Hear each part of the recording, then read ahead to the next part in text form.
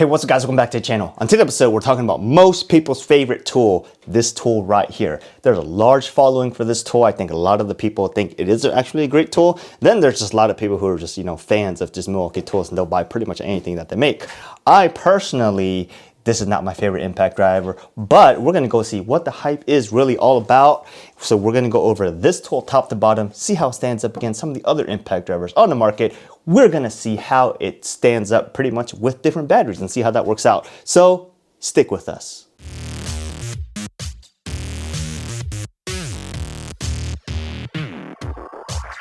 All right guys, so this right here is Milwaukee's Gen 3 Fuel M18 Brushless 1/4 inch impact driver. The model number on this one is 2853.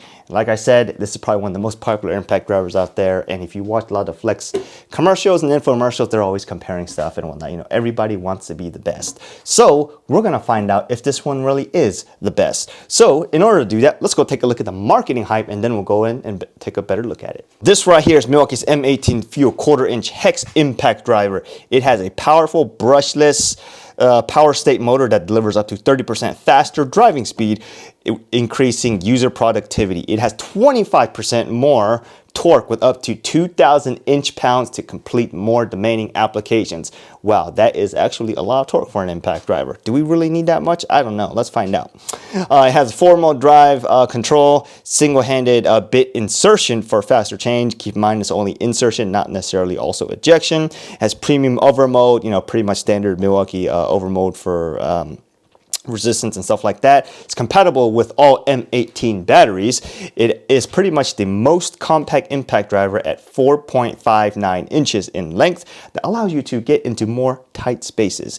It uses REDLITHIUM Battery Pack, which allows you to do more work per charge. It has a self-tapping screw mode that allows faster installation time by reducing stripped fasteners, has an LED light, and it has a belt clip and a bit holder, which are both included. So obviously this right here, we're just gonna go over this stuff real fast, is the left-hand part of the impact driver. Pretty much standard impact driver stuff, not too much going on. This is the belt clip. They did extend it out a little bit such that you can include the high capacity packs, right? Because the high capacity packs generally are a little bit wider than the the high output packs, what I meant. If you have an older version or the first generation version or something like that, you could probably just buy this one separately because there were some issues with the impact drivers that were released before the high output batteries came out, and you did have to remove that. But you can go ahead and buy this one separately. I don't know where. You could probably buy it from some Milwaukee dealers or whatnot, or you could just probably find a way to buy it online. So belt clip here. Like I said, pretty standard overmold, and it's standard Milwaukee feel. If you've used Milwaukee tools and you hold this and you're blindfolded, this is a Milwaukee tool just by holding it, okay? Forward reverse switch going on here, standard Milwaukee emblem. On the back side, it's completely flat. It says Fuel Brushless, just in case you didn't know it's brushless, and there is a lanyard clip mechanism in case you wanted to use some kind of fall rest device for that. And right here is the bit holder. I generally do not use this bit holder, but in case you wanted to flip the bit holder and the belt clip, you can do that if you wanted to. It's just a single screw, no problem, right? Top of the tool, standard tool, no problem. Right here is the hex collet. We'll talk about that in a little bit. But before we do that, let's go ahead and look at these modes on the side here, or on the bottom here, right? So it's got 4 modes. First mode right here is low speed, and we'll go ahead and give you a little bit of variable speed trigger action on this, right? The variable speed trigger does range in the band depending on which mode you are on. So number 2, right? And then number 3. So the variable speed trigger is actually really nice. They did a pretty good job with it. Don't really have any issues with it. This is the self-tapping screw mode, and the idea basically behind this is when you go at it, you can pretty much use the variable speed trigger, and as soon as it starts detecting impacts, it will pretty much stop. That way you don't strip the screw out. And like I said, with the other XCT14, I generally don't have too much good luck with this. Maybe it's because I'm just using standard really light gauge wall steel framing, but I'm sure that you could probably use it pretty well. Usually for that kind of stuff, I just like to use a very small M12 driver, or like even a subcompact driver for that kind of stuff. But it is there, okay? Like I mentioned, forward reverse switch right there, no problem. Let's go ahead and talk about this chuck. So this collet right here is a 1/4" hex collet, and it is a quick insert collet, meaning bam, you just drop it in, no problem.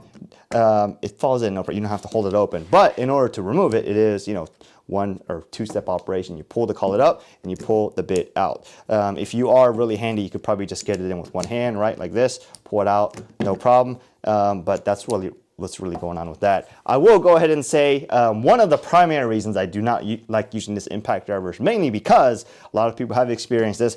After some sort of impacting that you do work with it, you pick it up, right, and the bit will just fall out. There's alleged things going on saying, oh, there's a 3.5 version where they fixed that.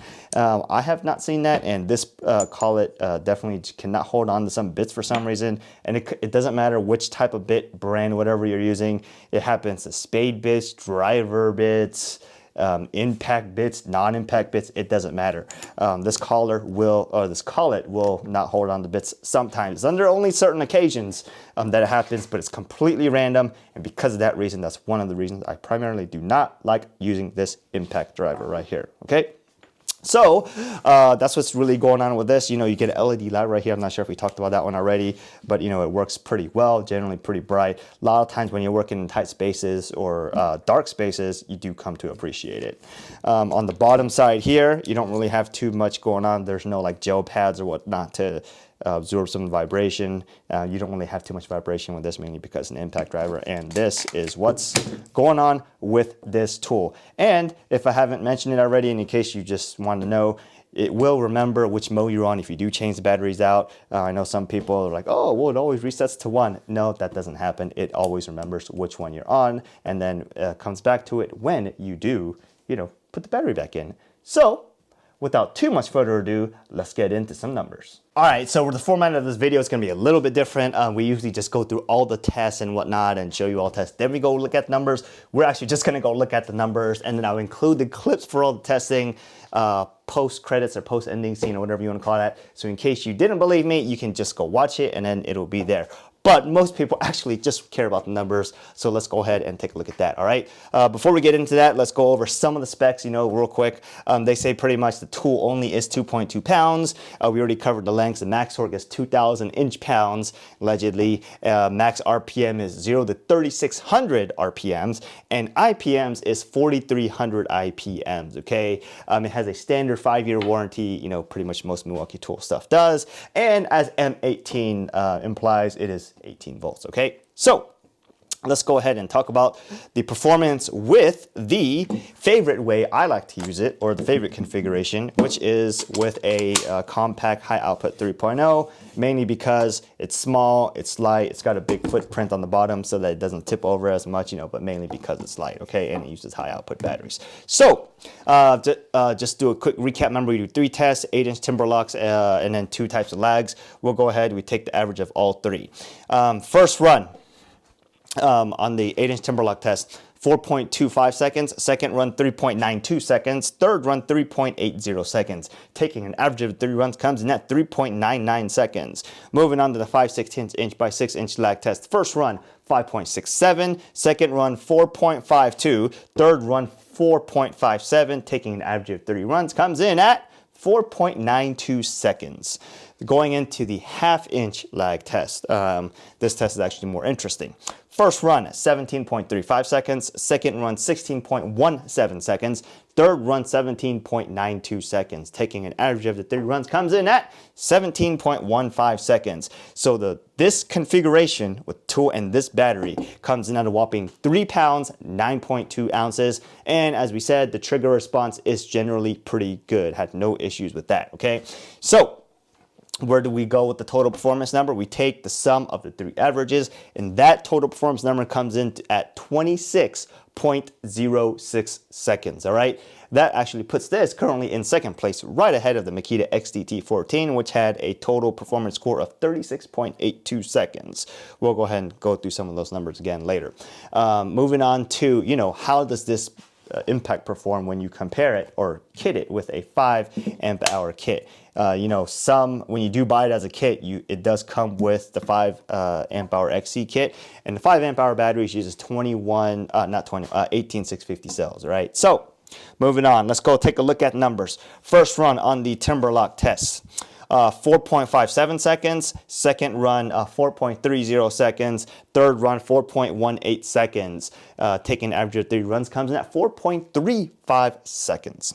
Moving on to the 5/16 inch by 6 inch lag test. First run 4.72, second run 4.22, third run 4.03 seconds. Taking an average of 3 runs comes in at 4.32 seconds.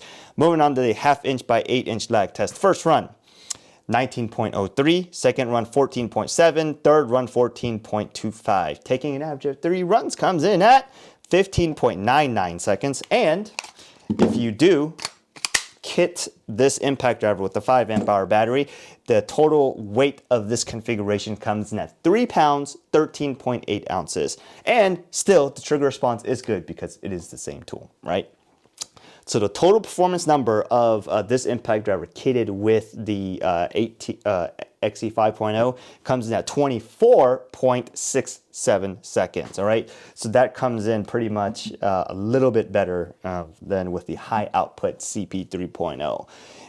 Like I said, we'll go into some of those numbers later. So a lot of people are gonna ask, you know, if you put a bigger, better battery on it, is it gonna do better? Generally, most thinking it's gonna be yes, but in the case of a hammer and hammer and anvil impacting type situation with impact driver, does it make sense? Let's go find out. So we tried it with this M18 XC5.0, and first run on the Timberlock test, 3.55 seconds, second run 3.08 seconds, third run 3.35 seconds, taking an average of 3 runs, 3.33 seconds. Moving on to the lag test, medium lag test, let's call it, 5/16 by 6 inch. First run 4.5, second run 3.62, third run 3.6. Taking an average of 3 runs comes in at 3.91 seconds, all right? So moving on to the heavier duty lag test, which is the 1/2 inch by 8 inch. First run 12.18, second run 11.88, third run 11.5 seconds. Taking an average of 3 runs comes in at 11.85 seconds, all right? So if you do kit or pair this impact driver with this XC5.0 kit, or XC5.0 high output battery, it comes in at a whopping 4 pounds, 10.1 ounces, which it starts to get just a little bit heavy, all right? So the total performance number of this kit configuration comes in at 19.09 seconds, which puts this impact driver and this battery combination in first place across pretty much the 4 configurations that are available on the leaderboard. So let's go ahead and take a look at some of those numbers more in detail. What does that mean? So before we go into that, I'm going to tell you we ran each kit. I'll tell you how we run the test. With each battery compared with the tool, we run the 3 Timberlock tests, then the 3 5/16 inch by 6 inch lag test, then the 3 1/2 inch by 8 inch lag test. Pretty much all straightforward. We just do that, you know, in one setting or one session or whatever you want to call that. Then later on in the day, we came back and then tested, you know, this is hours later after everything's cooled down, we tested it with a 5 amp hour XC kit, and we did that, right? And then the next day, many hours later after everything's cooled down, we came back and tested it with the XC5.0. So it's not like they all went through in one session, because impact driver did get really hot. The reason I'm telling you that is every kit or every test setup was set up in, you know, pretty much the best conditions, with everything being cool and batteries fully charged and all kind of fun stuff. The main reason I'm also iterating to you on that is because sometimes towards later test, which is the 1/2 inch by 8 inch lag test, it got hot enough that in certain occasions it did cut out, but it seemed to average itself out, and that's kind of why we do a lot of runs to take the averages, right? So what can we learn from the test that we did? In a light duty application, let's call it, like for instance the Timberlock, which is just a long screw technically, it doesn't really matter which battery you use because the averages come out pretty close to the same, right? 3.33 for this, 4.35 for the 5.0, and then 3.99 for the CP 3.0, right? So it's all close to about, somewhere between three, mid threes, maybe low 4 seconds, right? So it doesn't really matter. Going on to a medium duty test, we'll see some of that. The highest average was 4.92, and that was with the CP 3.0, and with the XC5.0, we got an average of 4.32, which means it was just a little bit better, right, than the 3.0. And then the XC8.0 high output was 3.91. So in a medium duty application, you will start to see a little bit of separation between the two, or between, pretty much all the batteries and, how you're using it. And let's go to the heavy duty or a less movable test, right? So the 1/2 inch by 8 inch lag test, that's a pretty big lag for an impact driver, right? So let's go take a look at those numbers. With the CP 3.0, 17.15 seconds. With the XC 5.0, that was 15.99 seconds. So that's pretty much like 16 seconds, right? And then with the XC 8.0, that was 11.85 seconds, okay? So we're talking 17.15, 16, and then 11.85, so closer to 12, right? So with the heavier duty application, you will see a big difference. But the main reason I'm pointing that out to you is because I would say a lot of people using impact drivers are going to be doing mostly like timber lock screws or structural screws or spacks or whatever it's going to be. You don't necessarily need to use the heavier batteries, just in case. Maybe you do if you want to get an arm workout and you just want to feel better or whatnot. But with the lower lighter weight batteries or configurations will get you just fine. Only difference here is the larger batteries will give you longer run time, okay? So that's what's really going on with this configuration, okay? But I will tell you, like I said, the trade-off is really gonna be the weight, because this is 4 pounds, 10.1 ounces, and with this configuration it comes out to 3 pounds, 9.2 ounces, which is still heavier than the XDT14 Makita, which comes in at 3 pounds, 5.5 ounces. But the performance there, there's a pretty big difference, because that XDT14 comes in at 36.82 seconds total performance score, whereas this total performance score with the CP 3.0 is 26.06, just a little bit better than that. The other kicker to the Makita one is it has this thing called quick shift mode, which downshifts in terms of like impact rate and stuff, depending on, as it feels like it got more resistance, which you think is a little bit, odd thinking, because you would think, it's got more resistance, let's give it more impacts and more power. In that case, if you look at all the documentation, it says it's there for accuracy and less stripping of the screw, okay? So, take it for what it may be, but this impact driver with this XC high output battery, it's gonna be, pretty much the highest performance impact driver we've tested so far. So, hope that really helps you out. And like I said, all the clips of the test are gonna be towards the end. What can we really say about this tool? So like I said, this is a great tool. A lot of people like it. A lot of people use it in a bunch of tests because it has a really good following, mainly because I feel like, there's just a huge following for Milwaukee fans. I don't really like to play fanboy or anything like that. I just like to use whatever is nice and whatever feels comfortable. For me, like I said, the collet issue is a deal breaker for me, because a lot of times I'm doing stuff and woo, it's just flying out, right? I may have, I'm not sure if I told you this, but one time I was on the ladder, I'm using this, and then, a bit fell out and I was like, oh, hopefully no one's below, that could be an issue for you right there. Also, we didn't get in too much in this, but it does get generally pretty loud. And if you're in closed spaces, it's generally pretty loud. So we'll test more impacts like this on the way to go. But, the Surge impact is generally my favorite right now. Also the Makita Subcompact, mainly because it's lightweight. And, a lot of times you're not always driving lag bolts, or at least, big lag bolts without either pre-drilling, or you're just using an impact wrench. So, whatever it may be. So without too much further ado, stay tuned after the ending scene if you want to see all tests. But like I said, hope this video helped you guys out, and I don't know, go do some good work, be proud of stuff you do, and have a great day. See you guys next time.